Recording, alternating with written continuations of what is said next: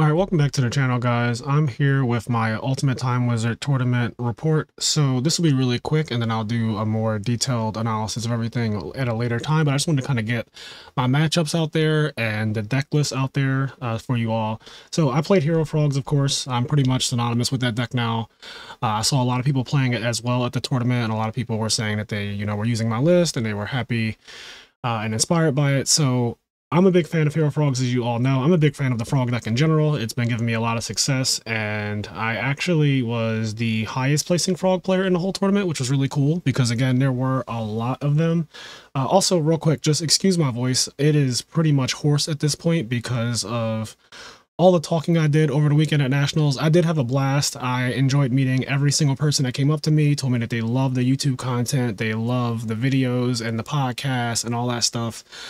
So everyone who said that they were inspired by me at some point, or everyone who said they really loved the Gravekeeper deck back in the day, or like any other deck that I've top with in the past, write articles on ARG. Everyone was so nice. I really appreciate every single one of you. There are too many people to like mention, but for everyone who I had an interaction with over the weekend, I appreciate you, and I really thank you for the support.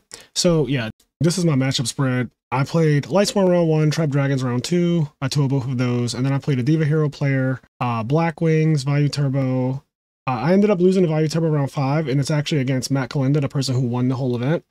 And then round 6, Evil Hero, then Diva Hero for the last round of day 1. So day 1 was 7 rounds, and then there were 2 more rounds for day 2 before a cut the top 8. I wish that they did a cut the top 16. I feel bad for like a lot of the X2s who did not make it.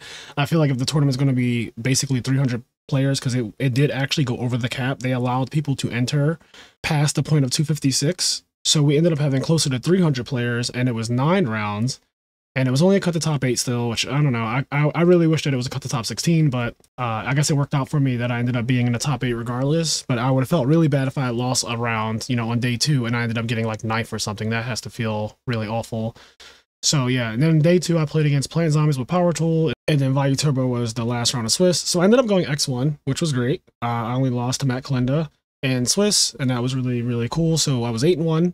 I felt really good. My deck had basically only crapped out on me in round 5. I didn't see Treeborn Access in games 2 or 3. I won game 1, and then games 2 and 3, I just did not see Treeborn Access. And yeah, the deck obviously doesn't function that well without it. Like, you can do some stuff, but at the end of the day, like, you are playing Frogs, you probably want your Treeborn at some point.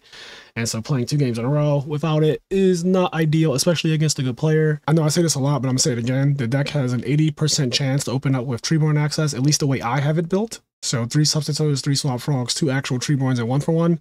So that is literally an 80% chance to open with it, which means there's only a 20% chance that I don't have Treeborn in my first 6 cards. If you go to the 7th card, so my second draw phase, the odds go up even higher that I have a Treeborn Frog somewhere in circulation. So I always keep that in mind. It's one of the most consistent decks in the format because of that right there. That number is actually astronomical for opening basically the best card in your deck, which is Treeborn.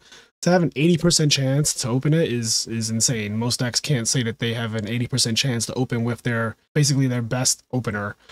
So there's that. But yeah, and then top 8, I played against Hero Beat, and then I played top 4. I lost to, again, the winner. So the only person who beat me in the tournament was Matt Kalinda, and in top 4, we had 2 interesting games that I think that I could have played better. I did get a little unlucky, but I think that there are things that I could have for sure done to change the outcome of the game. I'm not sure if I would 100% have won the game, but I always reflect on my losses. Obviously, that's just naturally what any good player is going to do. And I did learn some stuff this tournament, and that's a big deal for me because I actually do not playtest like at all. If you ask a true hero who I was rooming with for this event, or pretty much any event that I play in, like I don't really like load up Dueling Book or like pull out my deck in person and start playtesting against anyone that I'm with. The night before any tournament, I kind of just look at my deck list and I shuffle it up. I might take a card out or change something, but at the end of the day, like I don't really do too much testing. Like this event, I didn't play a single game with my actual deck that I ended up using to get top 4 until round 1 of the tournament. And that's because I feel like at this point, like, Edison, again, it's a closed format, right? So while things can certainly change within the format, for the most part, if you know how to play your deck, you probably don't need that much testing. I think that I would 100% be a better player though if I did test, but I really don't have the time, to be honest, between content creation and doing a podcast and being a full-time accountant and all the other stuff I have going on. It's really hard for me to find time to also add in like being super competitive at the same time. So I enjoy playing in tournaments and I rely on my fundamentals and just my natural inherent skill, I guess. But I don't really grind to be better. But okay, that aside, I do want to get into the deck list. So here it is. It's literally the exact same basically as the Deck Devastators deck, except I made a very few changes. I took out Scapegoat for Trap Dust Shoot. I decided the main deck Trap Dust Shoot. Scapegoat is, for me, a win more card. I do like the card, but at the same time, it's bad in a lot of matchups.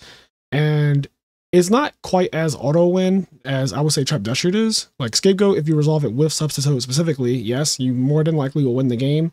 But in my experience, I don't really get to do that play. And so I decided, you know what, if I can do Substitute, Scapegoat shenanigans, I'm probably already winning. I want a card that on turn one just does way more for me, especially like, you know, when you're good and you have Trap Dust Shoot, it is one of the most outrageous cards in the format. It is top 2 most busted cards in the format, in my opinion. Brain Control big number 1 still. But yeah, Trap Dust Shoot is really insane. So I decided to play it for this event. I think it's obviously good in the mirror match. It's good against decks like Lightsworn and Christiasworn and all that stuff. It's pretty much good against everything, especially if you open it. But some decks it's amazing against. So yeah, that's that. And then the side deck, I took out a Vanity's Fiend. I put in Mirror Force. I think that's the only change. Yeah, that's the only thing I changed. I took out a Vanity's Fiend and put in Mirror Force.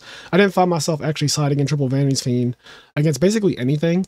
I guess the mirror match would be something where I would do that, but it's expected that in the mirror match or whatever, that I'm going to side in Vanity's Fiend, you're going to do the same thing.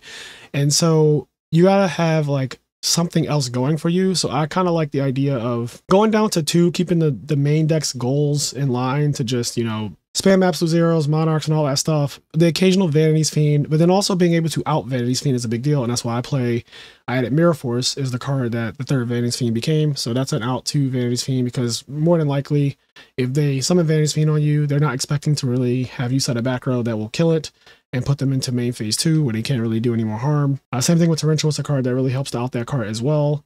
So I like having these really powerful traps in the side deck. Compulse is another card that really helps outing things like Vanity's Fiend or whatever. So yeah. And in the extra deck, I took out the 2nd Catastor for Mistworm. I never saw a Mistworm in my life still. It doesn't really come up that often. And I had a choice between that or the Flamva or Cruzius guy.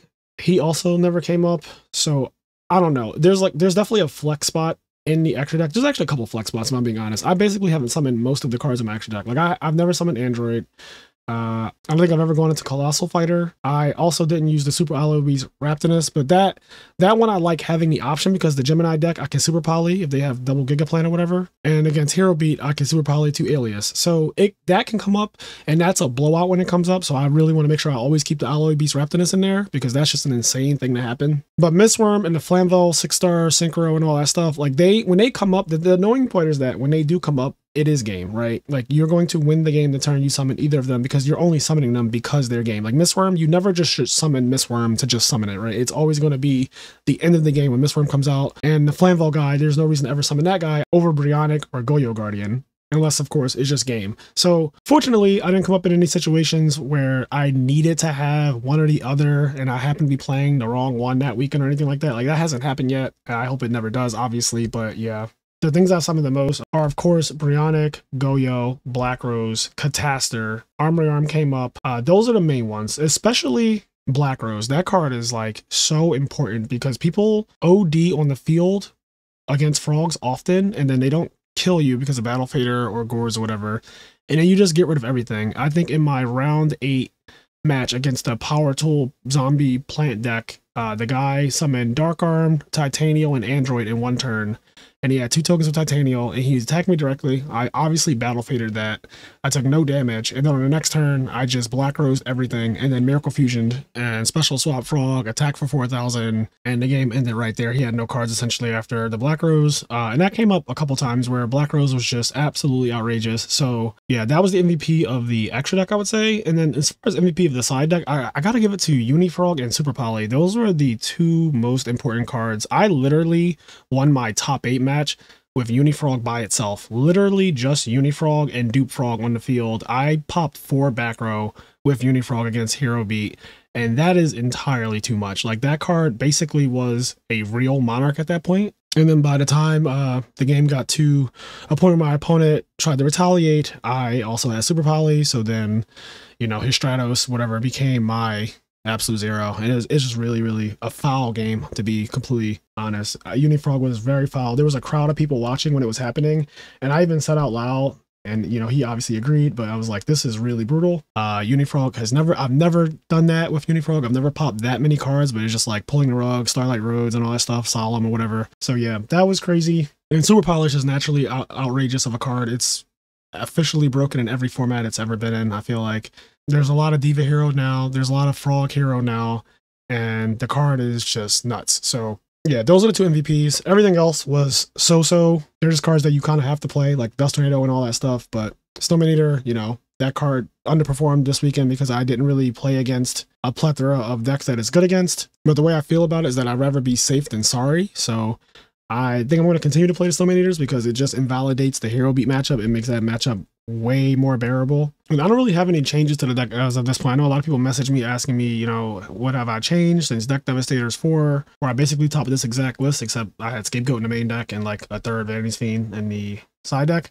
But yeah, as you can see, the deck hasn't really changed that much because I really don't think I need to change much. I also, like I said, I don't play test. So from my perspective, it's still performing at the level that I want it to. Like, it's doing really well. I don't feel like I'm playing unwinnable games. I feel like a lot of the games that I play are winnable. I don't really have a problem with bricking. So it's really, really hard to justify changing something right now, at least, until I really feel like maybe the format shifts again and we go back to, like, I don't know, something that would make me feel like my deck actually needs to change. But right now, I don't really see anything. I do often think about Threatening Roar over Battle Fader, but I like Battle Fader for a couple reasons. It is a level 1 monster, so you can technically use 1-for-1 to bring it out and then swap Frog Bounce it back. You also, when you open up Junk Synchron and 1-for-1, or you ever have that play, you can discard Battle Fader to do the full combo. You can't really do that with Threatening Roar, so that's something to think about. And also, Battle Fader makes people overextend without knowing that they're not going to kill you. Like, they don't know when you have a Battle Fader, of course, so they go for game. Because at some point, you know, you get impatient or you draw a hand that can actually OTK, and then you go for game against the Frog deck, and then you get Battle Fader, and then you lose instantly. So that comes up a lot, and I think that the reason it comes up a lot is because I look defenseless. You cannot tell. Whereas with Threatening Roar, you see the back row, you're probably like, okay, there is a chance that that back row stops you from going for game, so you hold your resources, which is what I do not want you to do, and that could be more problematic. So I love Battle Fader, and a lot of games come down to my opponents making big pushes and then me living and then absolutely doing a crazy crackback. And that's what the deck is really good at. It's really, really good at the crackback. It might be the best crackback deck in the format, right? Because you're playing Econs and Brain Control and Miracle Fusions, and those are all cards that just deal with established boards really, really well, as well as like Caius and Junk Synchron. It's just a lot of cards to come back. Soul Exchange, Substitute, all that stuff. So once your opponent makes a push and you live, the game usually ends from my perspective. But yeah, so I believe top 4 was 4 different decks. It was Value Turbo, it was Hero Frogs, Diva Hero, and Phoenician Cluster Amaryllis Burn Plant deck, like the Carpath deck. I've been telling people for a long time that I think that the Amaryllis deck is actually very good. When I do my tier list, I always put it in A tier. I always say that it is very underrated. I do not think that deck should be slept on, but again, people hear me say it, and I don't think they really care, because when you look at it on paper, it doesn't really look appealing, but if you play with it or against it, it is very, very real. It has a different win condition than most decks in the format because it just puts you so low that you can no longer win the game because of Volcanic Counter. So I'm not surprised that the guy who was playing that deck did really well this weekend. And I wouldn't be shocked if more people tried to pick up the deck and learn it. I think a big part of it also is that in person, a lot of people don't own some of the cards because it plays a lot of obscure cards. But on Dueling Book, you know, you have access to everything. So that deck definitely deserves more respect than it gets, but I've always held it in high esteem. As far as closing thoughts, it's interesting because there were 3 Hero Frog decks in top 8. I didn't even know that Hero Frogs were undefeated in Swiss. So Hero Frogs were 9-0. I had no idea until literally on the ride home last night that Hero Frogs was the most represented deck in the top 8. There were 3 of them. I believe there were 2 Value Turbo players in top 8. And then the rest of it were just one-off decks, like 1 Diva Hero, 1 Phoenician Cluster Amaryllis, 1 Hero Beat, and or maybe it was 2 Diva Hero. I forget what the 8th deck was. But I know it was 3 Hero Frogs, 2 Value Turbo, 1 Hero Beat, 1 Phoenician Cluster deck, and maybe 2 Diva Hero. So a pretty interesting top 8, I would say, because again, Hero Frog was the best performing deck in terms of decks that made it into the top cut. There were a good amount of people playing it too. I was walking around and I kept on seeing people playing it, and then after their matches or like they're in between rounds, they would say like, I'm playing your deck. I didn't change a single thing. I've been playing it exactly the way you have it, and it's doing well. And me and a true hero / Kyra, we were talking about how so he noticed a lot of people playing Diva Hero, and there were a lot of that too. And same thing where people were saying like, I'm playing your exact list, and he ended up playing against a lot of Diva Hero, whereas I played against 0 Hero Frogs, despite the fact that there were so many of them in the tournament. But at the end of the day, both me and him were the 2 top performing people with our deck. So me being the Hero Frog, the highest placing person, and then him being the highest placing Diva Hero player. And I thought that was really cool. I thought that was really cool that like we kind of lead the charge on those 2 decks, and we also perform the best with those 2 decks. So that felt really good as an accomplishment, especially in a 300 person in real life tournament. I think that was the biggest in real life tournament since Edison, right? Like I think that this one, it was over 270 players. So I think that is officially now the biggest in-person tournament since actual SJC Edison, because it did go past the 256 person cap. But anyway, so if you like this video, please leave a like, comment, subscribe, all that stuff. Thank you to everyone who gave me support throughout the weekend, who said kind words to me and all that stuff. Like I really do appreciate you guys. Again, sorry for my voice. I'm so hoarse right now. It's taking everything in me. I'm drinking tea with honey just to try to get myself together, because I still have a podcast to do and everything. So there's a lot. I need my voice for a lot of things, and I talked so much over the weekend, but I honestly wouldn't change a thing. I genuinely love the support on the channel and on the podcast and stuff like that. So as I always say, do the things that make you happy. I'll catch you in the next one. Peace out.